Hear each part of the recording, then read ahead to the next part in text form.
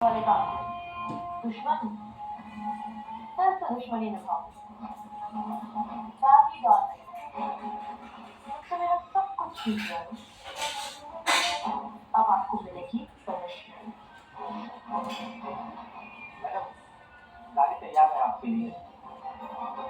गाड़ी भारी नहीं जी, सुबह गेट तक फोन कर गए थे कि आपको एयरपोर्ट लेकर जाना है और उन्होंने मुझे खुद फोन करके बोल दिया है वहाँ भी आपके लिए कार रेडी रहेगी आपको खरीद लेके जाने के लिए।